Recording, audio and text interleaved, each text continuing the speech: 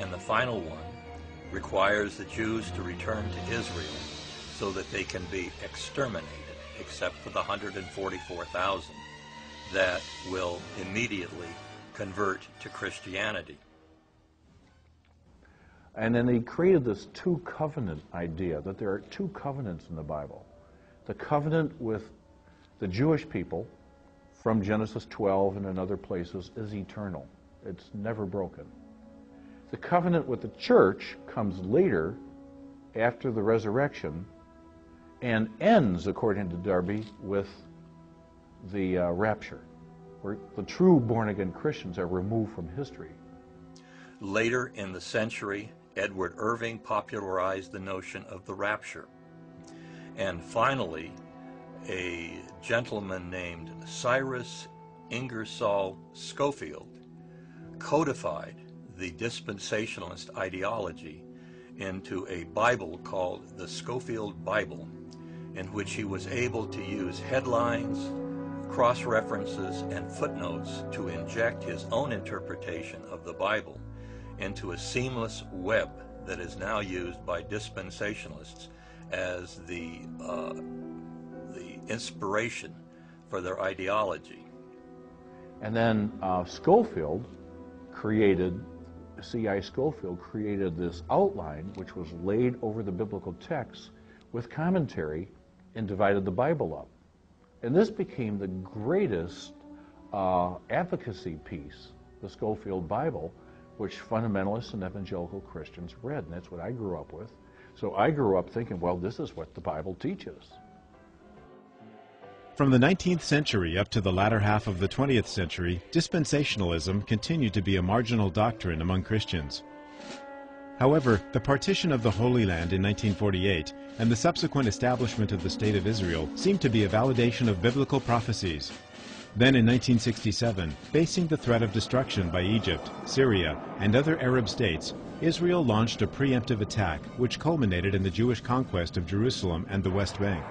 And this gave credence to the notion that biblical end times were imminent. It began in 1967 with the successful conquest of the State of Israel at the expense of its Arab neighbors of a territory that actually tripled the size of the State of Israel.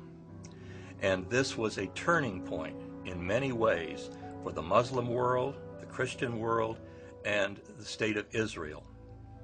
It gave the Israeli military the kind of prestige that made it possible for the United States and the leadership at that time to realize that Israel was a good place to invest its military dollars as a gendarme for the Middle East.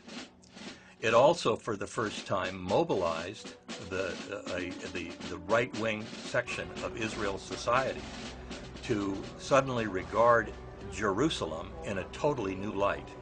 Up until the 1967 conquest of Jerusalem, it was not regarded by any element of Israeli society or any of the streams of Judaism as somehow central to God's plan for the Jews. But that was all changed in 1967.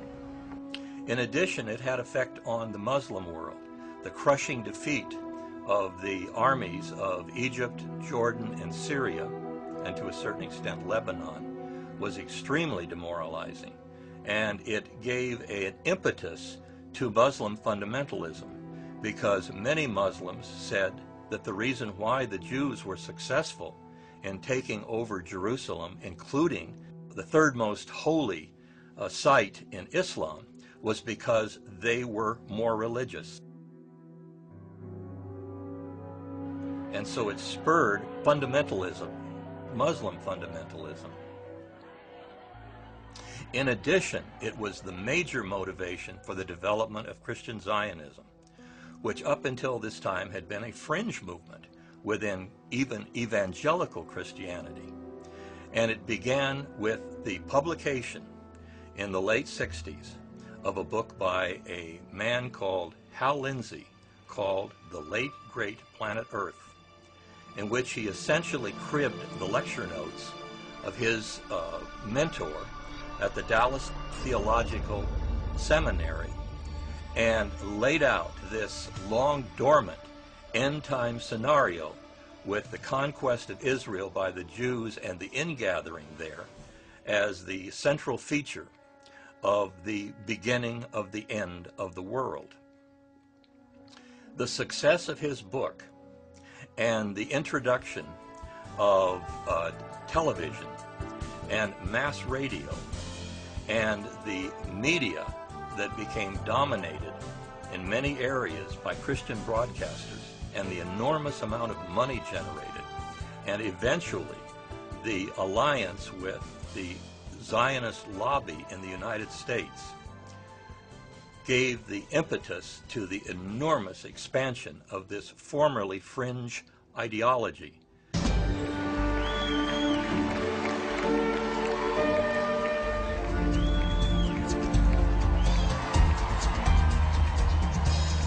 On February the 7th of this year, over 400 of America's foremost Christian leaders met at Cornerstone Church in San Antonio and unanimously agreed to come to Washington, D.C. for one reason, and one reason alone. And that was to stand up and speak up for the state of Israel.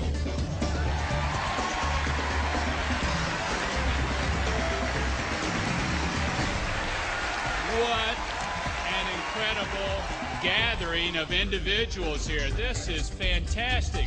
I can't resist to say it. I will be silent no more.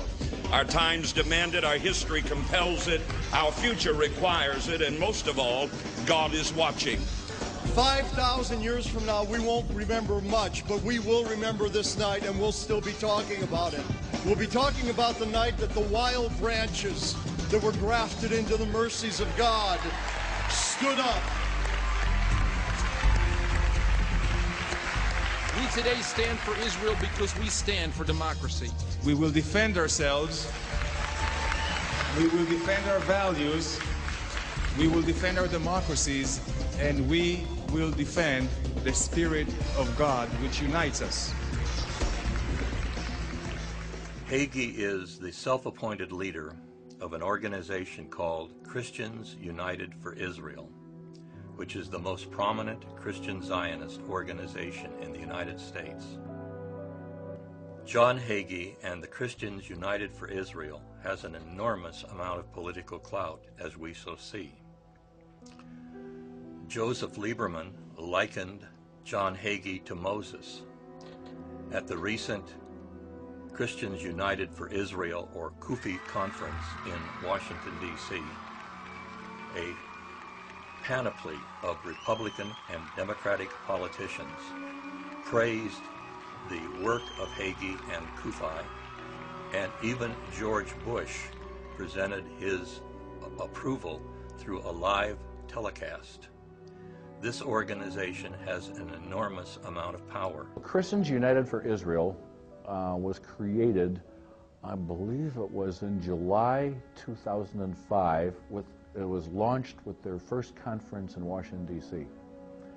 But there's a history to it. It goes back to the moral majority in the late 1970s, and several pro-Israel organizations that grew out of that, like Stand for Israel and many others.